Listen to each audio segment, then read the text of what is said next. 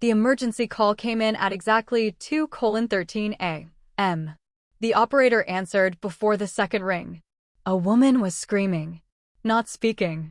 Screaming. Then, silence. For nearly 6 seconds. Finally, a trembling voice whispered, "He killed her." The dispatcher leaned closer. "Ma'am, who killed who?" More silence. Then a single sentence. "My husband. He planned everything." The line disconnected. Police traced the call to Willow Creek Estates, an affluent neighborhood outside Burlington, Vermont. Officers expected another domestic disturbance. Instead, they arrived at one of the most carefully staged crime scenes investigators had ever encountered. At first glance, it looked perfect. Too perfect. The front door stood unlocked. No signs of forced entry. No broken windows. No stolen valuables. The expensive SUV remained parked neatly inside the garage. Security cameras surrounded the property. Yet, every camera had mysteriously stopped recording exactly 37 minutes before police arrived. Coincidence? Detective Sarah Mitchell never believed in coincidences, especially in murder investigations. The home belonged to Dr. Daniel Carter, 44, a respected orthopedic surgeon. Successful. Charismatic. Known throughout Vermont for volunteering at children's hospitals. His wife, Emily Carter, 39. Former journalist. Now a freelance true crime writer. They had been married 14 years. Neighbors described them as the perfect couple. Elegant dinner parties. Vacation photos. Community charity events. Matching luxury vehicles. Smiling family portraits. Everything looked flawless. At least, from the outside. Officer Jason Reed entered first. His flashlight swept across polished hardwood floors. Nothing appeared disturbed. Fresh flowers decorated the entrance. A fireplace quietly burned. Soft jazz music still played through hidden ceiling speakers. Someone had even set 2 wine glasses on the dining room table. One half empty, one untouched. The house felt occupied, but strangely silent. Reed called out, "Police department." No response. He continued toward the kitchen. Coffee still steamed inside a mug. A laptop remained open. An email draft filled the screen. Subject: insurance documents. It had never been sent. The smell reached him next. Not immediately. Just faint enough to notice. Bleach. Far too much bleach. Training immediately told him something wasn't right. People rarely cleaned kitchens at 2 o'clock in the morning. The living room appeared immaculate. Family photographs lined the shelves. Wedding pictures. Beach vacations. Christmas mornings. A smiling couple who seemed genuinely happy. Until Officer Reed noticed something odd. One frame had recently been removed.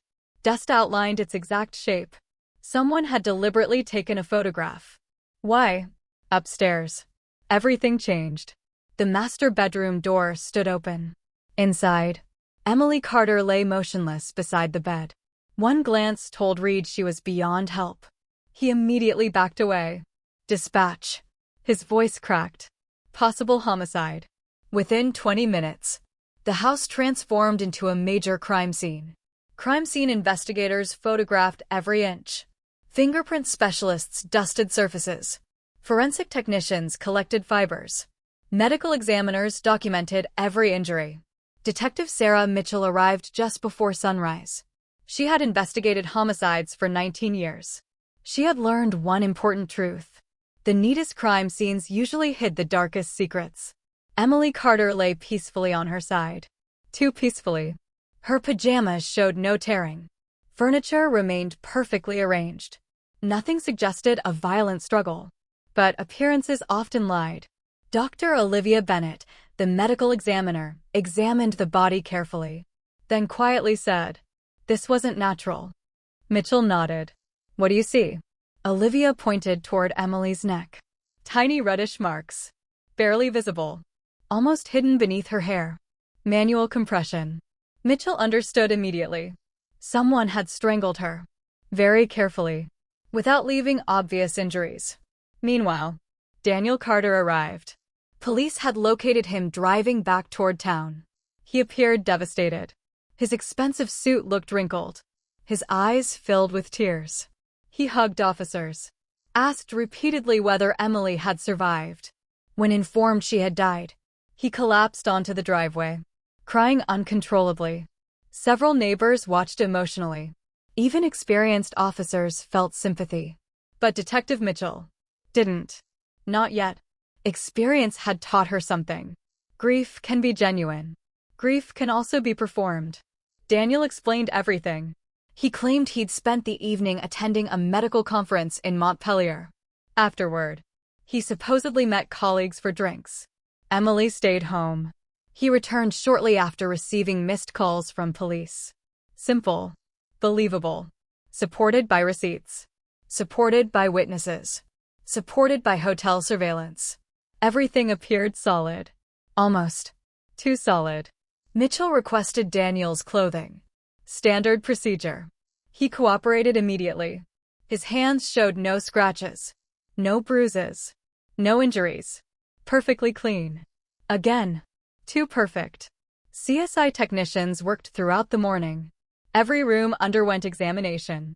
The kitchen, bedrooms, bathrooms, garage, basement, attic, even air conditioning vents. Hours passed. Very little evidence emerged. No fingerprints except family members. No unknown DNA. No signs of forced entry. No stolen property. Nothing. Whoever committed the crime knew exactly what they were doing. Around noon, forensic analyst Marcus Hale entered the kitchen carrying an evidence bag. Inside rested something tiny, a nearly invisible, transparent filament. Mitchell examined it closely. Fishing line? Marcus shook his head. No. He smiled slightly. Medical suture. Mitchell looked surprised. Surgical. Marcus nodded. Very high quality. Interesting. Daniel Carter happened to be a surgeon. The evidence was sent immediately to the laboratory. Meanwhile, digital investigators examined every electronic device inside the house. Emily's phone. Daniel's phone. Laptop. Tablets. Smartwatches. Security cameras. Home automation system. Door locks. Everything.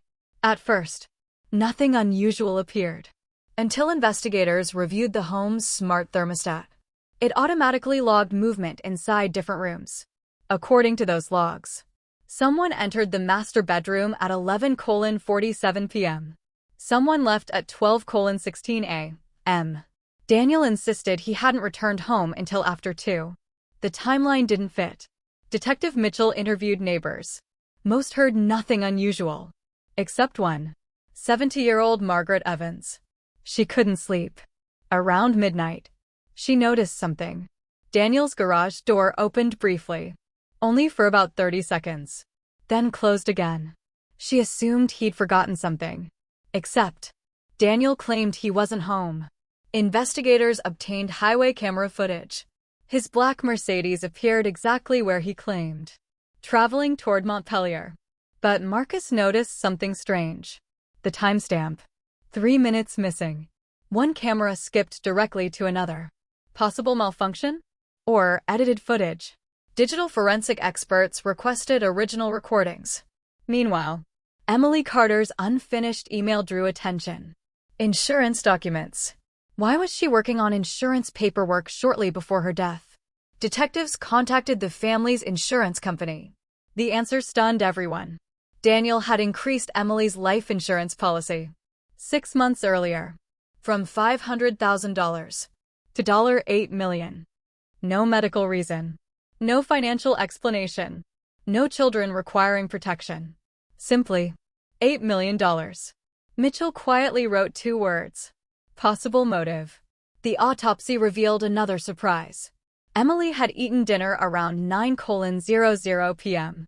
Wine remained in her stomach, along with a powerful sedative.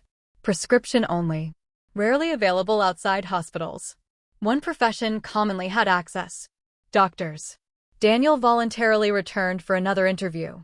He appeared cooperative, friendly, confident. Mitchell appreciated confidence. Sometimes. It cracked. Did Emily take sleeping medication? No. Did she drink?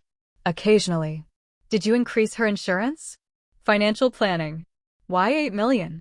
My accountant recommended it. Mitchell remained silent. Daniel smiled politely. He seemed completely comfortable. Almost prepared. Back at the crime laboratory, Marcus examined the surgical suture under magnification.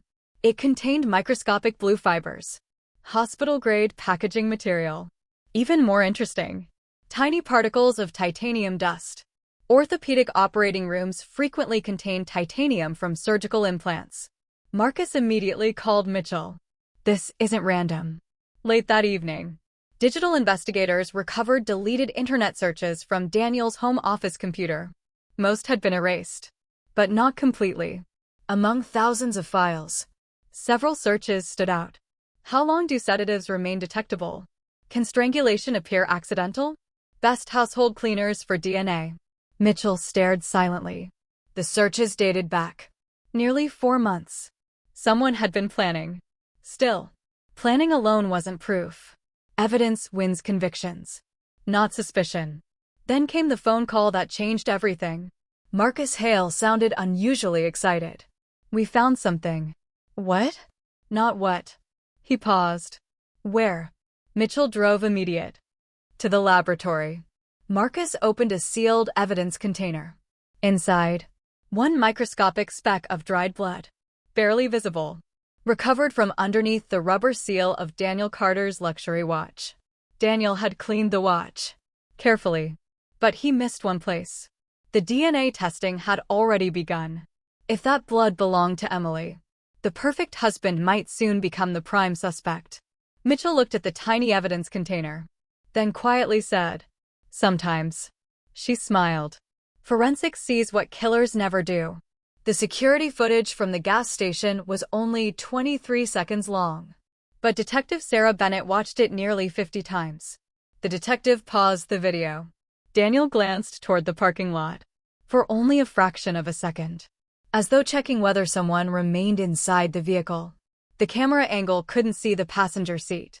It was impossible to determine whether Olivia had been there, or whether Daniel had arrived alone. Meanwhile, crime scene analysts continued examining the Mercer home. The upstairs bedroom had been professionally cleaned. Too professionally. Every surface tested positive for traces of commercial peroxide. Someone had attempted to destroy biological evidence. Yet modern forensic science often finds what cleaning misses. Using an advanced chemical reagent, investigators sprayed the hardwood floor. Nothing appeared. They switched off the lights. Within seconds, blue-white luminescence slowly spread across the floor. Blood. Large amounts of it. Someone had cleaned for hours. But microscopic traces remained. The dark blue SUV entered the station at 9:18 p.m. Only one person stepped out. Daniel Mercer. He appeared relaxed. He smiled while buying coffee. He even joked with the cashier about the freezing weather. Nothing about his behavior suggested that, less than 2 hours later, his wife would be reported missing. The detective paused the video. Daniel glanced toward the parking lot for only a fraction of a second, as though checking whether someone remained inside the vehicle. The camera angle couldn't see the passenger seat. It was impossible to determine whether Olivia had been there, or whether Daniel had arrived alone. Meanwhile, crime scene analysts continued examining the Mercer home. The upstairs bedroom had been professionally cleaned. Too professionally. Every surface tested positive for traces of commercial peroxide. Someone had attempted to destroy biological evidence. Yet modern forensic science often finds what cleaning misses. Using an advanced chemical reagent, investigators sprayed the hardwood floor. Nothing appeared. They switched off the lights. Within seconds, blue-white luminescence slowly spread across the floor. Blood. Large amounts of it. Someone had cleaned for hours. But microscopic traces remained. Forensic analyst Dr. Emily Ross carefully mapped every glowing stain. The pattern didn't resemble random bleeding. It suggested movement. A struggle. Blood droplets traveled from the bedroom, across the hallway, toward the staircase. Then, stopped, as though the victim had been lifted, or dragged inside something large. Detective Bennett studied the pattern. Someone carried her. Dr. Ross nodded. No drag marks. So she was unconscious? Either unconscious. Ross paused. Or already dead. The laboratory rushed DNA testing. Within 48 hours, the blood matched Olivia Mercer. The missing persons case officially became a homicide investigation. Even though no body had been found, news spread rapidly across Vermont. Television stations interrupted regular programming. Social media exploded with theories. Many believed Olivia had simply run away. Others accused Daniel immediately. Without evidence, Detective Bennett ignored the speculation. She trusted science, not rumors. Daniel Mercer agreed to another interview. This time, he appeared less confident. Dark circles surrounded his eyes. His answers became slower, more defensive. When was the last time you saw Olivia? Tuesday night. Did you argue? Every couple argues. Were you having marriage problems? No. Did she plan to leave you? No. Detective Bennett placed several photographs on the table. Pictures of the cleaned bedroom. The glowing blood patterns. Daniel stared quietly, then shrugged. I cut my hand. The DNA belongs to Olivia. Silence. I don't know how. The interview ended without an arrest. But prosecutors believed the investigation was moving quickly. Then, another discovery complicated everything. Digital forensic specialists recovered deleted text messages from Olivia's phone. Hundreds had been erased. Most involved Daniel. One conversation caught investigators' attention.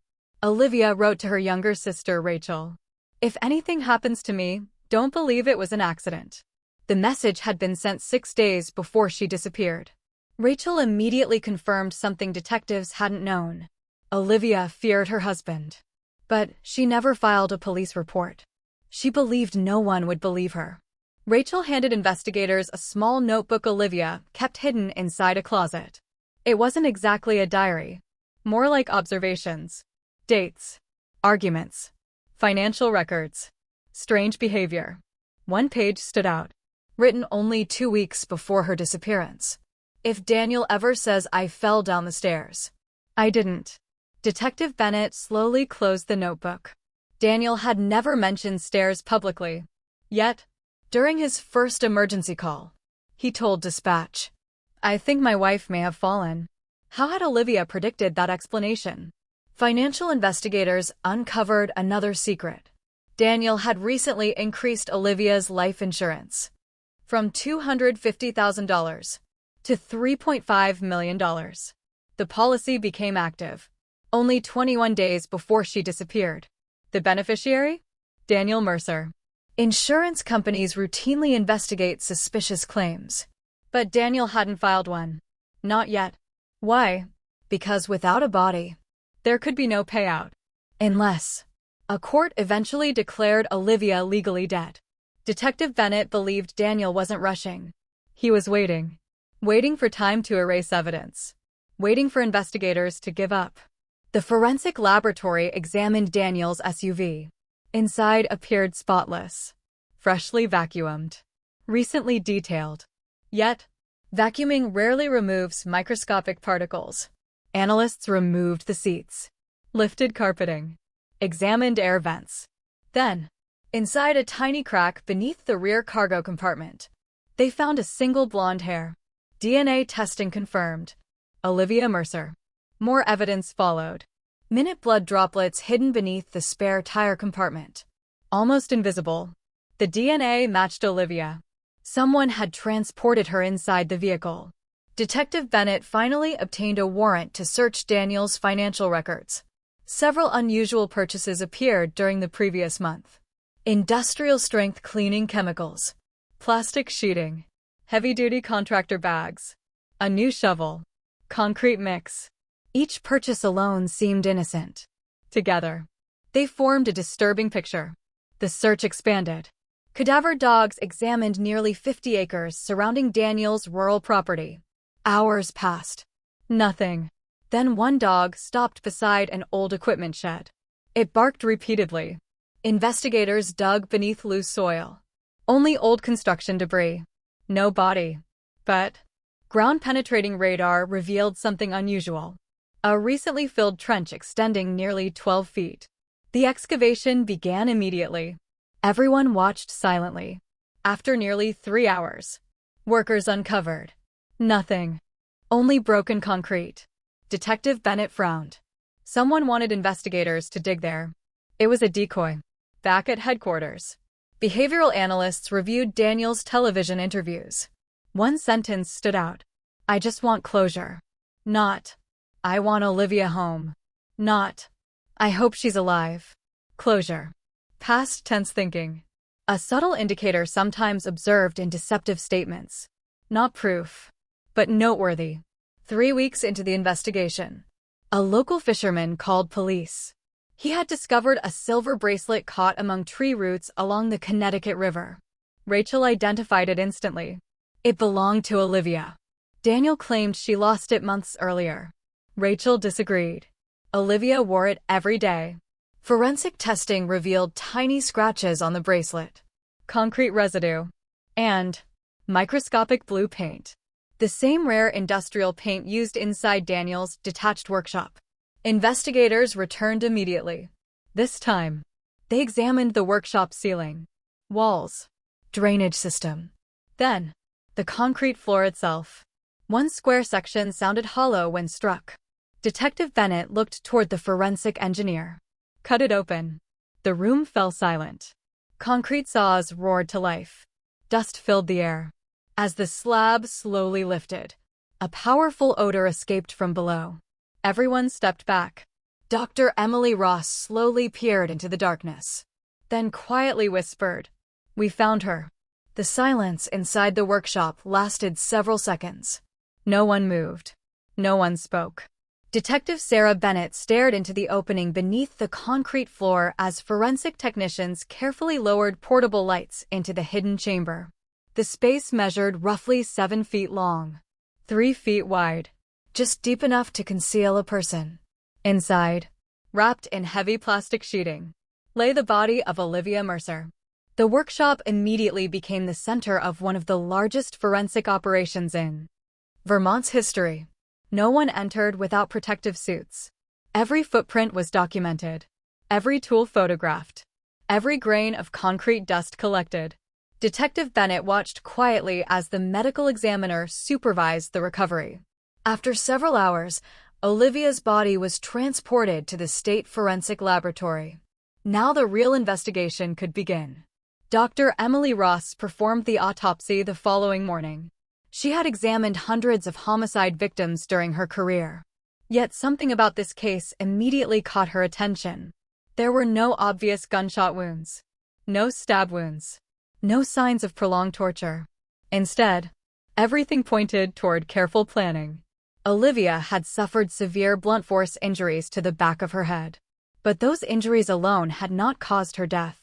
The actual cause was suffocation. Microscopic fibers from industrial plastic were found inside her airway. She had been alive when the plastic was wrapped around her. The realization left everyone in the examination room silent. Dr. Ross continued documenting every injury. Bruising around Olivia's wrists, pressure marks on both ankles, a fractured rib, tiny defensive wounds across both hands. She had fought desperately, even in her final moments. Meanwhile, forensic engineers returned to Daniel's workshop. They wanted to understand how the hidden chamber had been constructed. Their findings stunned investigators. The chamber had not been built after Olivia disappeared. It had been constructed nearly 4 months earlier. Concrete analysis showed 2 separate pores. The lower foundation was older. The upper layer had been freshly sealed only days after Olivia vanished. Daniel hadn't buried evidence in panic. He had built the hiding place long before the murder. Detective Bennett quietly looked at the photographs. This wasn't an accident. One investigator answered, "No, this was preparation." The prosecution now believed they could prove premeditation. But proving intent required more than a hidden grave. It required planning. Fortunately, modern technology remembered almost everything. Digital forensic specialists recovered deleted files from Daniel's home computer. Most had been erased using specialized software. Recovering them required nearly 48 hours. When the files finally appeared, The investigation changed forever. One folder contained internet searches dating back almost 6 months. How long before a missing person is declared legally dead? Can bleach destroy DNA? Concrete decomposition of human remains. How accurate are cadaver dogs? Best places to hide a body on private property. The searches had been performed late at night, always after Olivia had gone to bed. Another folder contained architectural software. Daniel had created three-dimensional models of his workshop. One blueprint showed the exact dimensions of the hidden chamber beneath the concrete floor. Every measurement matched perfectly. Detective Bennett stared at the screen. He designed the grave. No one disagreed. Financial investigators uncovered another disturbing detail. Daniel had secretly emptied one of Olivia's retirement accounts. Nearly $60,000 had disappeared during the previous year. The money had been transferred through several business accounts before eventually paying overdue debts Daniel had hidden from his wife. When Olivia confronted him, according to emails recovered from her laptop, she threatened divorce. She also planned to report the missing money to law enforcement. Friends described dramatic changes in Daniel's behavior during the previous year. He became controlling, suspicious, obsessed with finances. Several neighbors reported hearing loud arguments late at night. One remembered Olivia crying outside the house during a winter storm. Another recalled Daniel shouting, "You'll ruin everything." At the time, no one called police. Investigators also interviewed Olivia's coworkers again. One colleague produced something unexpected. A flash drive Olivia had asked her to keep just in case. Inside were scanned financial documents, insurance paperwork, screenshots of bank transfers, photographs of bruises on Olivia's arms. Most importantly, a short video. The recording lasted less than 2 minutes. Olivia sat alone inside her parked car. She looked exhausted. Her eyes were swollen from crying. She spoke directly into the camera. "If you're watching this." She paused. "Something probably happened to me." She took a slow breath. "I don't think Daniel will let me leave." Detective Bennett stopped the video. The room remained completely silent. Prosecutors now had motive, planning, financial evidence, digital evidence, physical evidence. But one question remained unanswered. What exactly happened inside the Mercer home that night? Crime scene reconstruction specialists spent weeks rebuilding the sequence, using bloodstain analysis, DNA evidence, impact angles, and microscopic transfer patterns. They recreated nearly every minute. Olivia entered the bedroom shortly before 10:15 p.m. An argument began. She attempted to leave. Daniel blocked the doorway. The confrontation became physical. She grabbed a bedside lamp in self-defense. Daniel struck her with a heavy bronze statue kept on the dresser. She collapsed. Still alive, he wrapped plastic around her face. Minutes later, she stopped breathing. Instead of calling 911, Daniel carried her body downstairs, placed it inside a large storage container, loaded it into his SUV, drove to the workshop, then spent the next 18 hours building a fresh concrete floor over the hidden chamber. Detective Bennett couldn't understand one detail. How did no one hear construction? A forensic engineer answered. It snowed. The weather records confirmed it. A heavy snowstorm struck the area that night. The sound of generators and concrete mixers had been muffled by high winds. The perfect cover. Or so Daniel believed. The investigation appeared complete. Then, one final piece of evidence emerged. A smart home speaker. Initially ignored because investigators believed it contained nothing useful. Months earlier, Daniel had connected it to his wireless network. Its memory stored short accidental recordings whenever it believed someone had spoken its activation phrase. Forensic specialists recovered hundreds of audio fragments. Most were ordinary. Weather requests, music, timers, shopping lists. Then, one recording made everyone stop listening. The file lasted only 26 seconds. Olivia's frightened voice echoed through the room. "Daniel, please." Something crashed. Heavy footsteps. Then Daniel's voice. Cold. Calm. "You should have signed the papers." A scream followed. The recording ended. Detective Bennett slowly removed her headphones. That's it. One prosecutor nodded.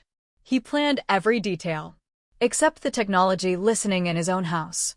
Daniel Mercer was charged with first-degree murder, abuse of a corpse, evidence tampering, insurance fraud, financial theft, and multiple related offenses. Television networks across America covered the arrest. Many described the investigation as one of the most sophisticated forensic homicide cases in recent Vermont history. Yet Daniel continued insisting he was innocent. Reporters shouted questions as deputies escorted him into the courthouse. He answered only once.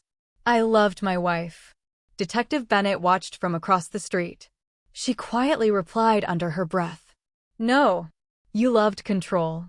The trial was still months away. Daniel believed the prosecution's case depended entirely on circumstantial evidence. He told his attorneys repeatedly, "They can't prove what happened." But inside the evidence vault, forensic scientists were analyzing one final discovery. A discovery so precise, so undeniable, that it would completely destroy Daniel's claim of innocence before the jury ever heard his testimony. The trial of Daniel Mercer began 11 months after Olivia's body was discovered beneath the concrete floor of his workshop. By then, the case had become national news. Television trucks lined the streets outside the Windsor County Courthouse. True crime podcasts dissected every piece of evidence. Reporters called it one of the most carefully planned murders investigators had ever uncovered. Inside the courtroom, Daniel appeared calm. He wore a dark gray suit. His hair was neatly trimmed. He greeted his attorneys with a faint smile. To anyone who didn't know the evidence, he looked like an ordinary businessman. Across the aisle sat Olivia's parents, her younger sister Rachel, several coworkers, and Detective Sarah Bennett. For nearly a year, she had dedicated every waking hour to uncovering the truth. Now, the truth would be tested before 12 jurors. The prosecution opened with a single sentence. "This case is not about a crime of passion." The courtroom became silent. It is about months of preparation, weeks of deception, and one husband's belief that science could be defeated. A large screen illuminated behind the attorneys. The jury watched Daniel's internet searches, blueprints, financial transfers, insurance policies, photographs of the hidden chamber. Every piece built upon the last, like bricks in a wall. The defense presented a very different story. Daniel's attorney argued Olivia had been planning to leave. Someone else could have entered the house. The body beneath the workshop, he claimed, proved only that Daniel panicked after discovering Olivia already dead. There is no eyewitness, no confession, no video of the murder. Reasonable doubt. That became the defense's strategy. For 3 weeks, witness after witness entered the courtroom. Neighbors described months of shouting. Friends testified Olivia feared her husband. Rachel read Olivia's handwritten journal. At one point, she struggled to continue. The judge called a brief recess. Even several jurors quietly wiped tears from their eyes. Next came the forensic evidence. Dr. Emily Ross carefully explained the autopsy. Every injury, every bruise, every microscopic fiber. Using anatomical diagrams, she demonstrated why Olivia's injuries proved homicide rather than an accidental fall. Defense attorneys attempted to challenge her conclusions. Dr. Ross never raised her voice. She simply pointed to the evidence. Science spoke louder than argument. Crime scene analysts reconstructed the movement inside the Mercer home. Laser scans recreated the bedroom exactly as investigators found it. Bloodstain specialists explained how impact patterns revealed the direction of every blow. The jury watched a digital animation showing how Olivia attempted to escape before collapsing. Daniel never looked toward the screen. He stared at the defense table, expressionless. Then Detective Bennett testified. She described every step of the investigation. The missing person report, the cleaned bedroom, the hidden blood, the workshop, the concrete floor. She spoke calmly, never dramatically. When asked why she continued pursuing Daniel despite the lack of a body during the early weeks, she answered simply, "Evidence doesn't disappear because someone cleans it." The prosecution saved its strongest witness for last. Digital forensic expert Michael Torres. He carried only a laptop. No photographs. No dramatic exhibits. Just data. Torres explained how modern vehicles constantly record information. Engine activity. Door openings. Weight changes. GPS history. Brake pressure. Battery events. Most drivers never realize how much information their vehicles store. Daniel certainly hadn't. Investigators had recovered the SUV's event data recorder. Although Daniel deleted his phone's location history, he forgot about the vehicle. The courtroom lights dimmed. A timeline appeared on the screen. 10:14 p.m. Driver door opened. Passenger door opened. 10:28 p.m. Passenger side weight sensor registered approximately 138 pounds. The same weight as Olivia. 10:41 p.m. Passenger weight disappeared. Rear cargo compartment opened. Weight shifted to the rear of the vehicle. 11:03 p.m. SUV arrived at the workshop. Cargo door opened. Vehicle suspension rose. The rear weight was removed. Every second matched the prosecution's reconstruction. The defense objected. They argued someone else could have driven the SUV. Torres nodded, then opened another file. The steering wheel stored fingerprints in microscopic skin oils preserved beneath protective leather coating. Advanced forensic processing recovered usable ridge detail. The prints belonged to Daniel Mercer. There were no unidentified drivers. Still, Daniel refused to react. His attorney whispered reassuringly. The defense believed reasonable doubt remained, until the prosecution introduced one final exhibit. It appeared insignificant. A single work glove, recovered from inside the hidden chamber. At first, it looked ordinary, covered in concrete dust. The laboratory initially believed it belonged to construction workers. Months later, during advanced examination, scientists noticed something inside the glove. A tiny tear, barely visible, trapped inside. One drop of dried blood. Daniel's blood, mixed with Olivia's. DNA analysis concluded both blood samples entered the glove simultaneously during the attack. Not afterward. Not by contamination. During the murder itself. The statistical probability of an unrelated match exceeded 1 in several trillion. The courtroom fell completely silent. The defense requested a recess. Jurors quietly left the room. Daniel finally spoke. This can't be happening. His attorney looked at him. Daniel, is there anything you haven't told us? Daniel said nothing. Closing arguments began 2 days later. The prosecution reminded jurors that murder investigations rarely depend upon one piece of evidence. They depend upon many. Planning, financial motive, insurance, blueprints, blood, digital records, the hidden chamber, the vehicle data, the smart speaker recording, the glove. Every piece pointed toward one conclusion. Daniel Mercer planned to murder his wife. The defense argued investigators became fixated on Daniel too early. That every piece of evidence could be interpreted differently. That assumptions had become certainty.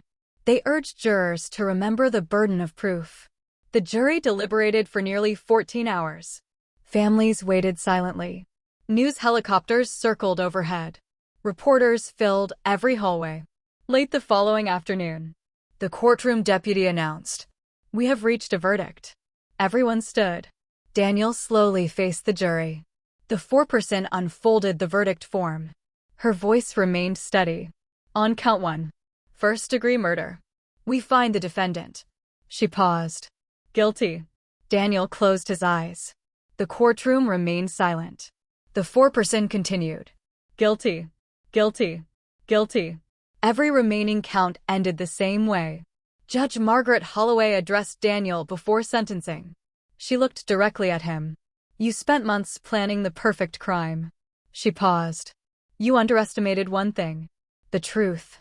No amount of concrete, no amount of bleach, and no amount of deception can permanently bury evidence.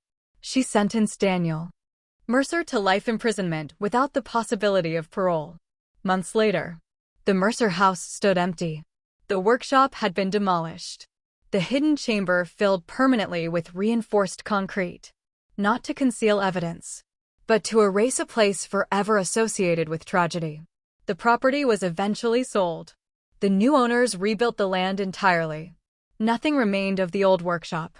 Rachel Mercer established the Olivia Mercer Foundation, a fictional nonprofit in this story dedicated to educating people about recognizing warning signs of coercive control and domestic abuse. Every October, community leaders, educators, and advocates gathered for an awareness event in Olivia's memory. Her favorite quote was engraved on a memorial stone outside the community center. Asterisk, the truth has a way of finding the light. Asterisk. Detective Sarah Bennett retired 2 years later after nearly 3 decades in law enforcement. During her farewell ceremony, a young detective asked which case she would remember most. She smiled thoughtfully. It wasn't the hardest. It wasn't the most violent. She looked toward the audience. It was the case that reminded me something every investigator should never forget. Everyone waited. No criminal commits the perfect murder. They only commit murders where the truth hasn't been uncovered. Yet, years later, the Mercer case continued to be taught in forensic science courses not because of a single dramatic clue, but because of how dozens of small pieces of evidence came together. A microscopic blood trace. A deleted search. A smart speaker recording. Vehicle telemetry. A blueprint. A forgotten work glove. Individually, each clue raised questions. Together, they revealed the full story. For Detective Bennett, the case reaffirmed a lesson she had carried throughout her career. The smallest detail is often the one that changes everything. Sometimes, justice does not arrive in a dramatic confession or a sudden revelation. Sometimes it is built patiently, one fact, one test, and one carefully documented piece of evidence at a time.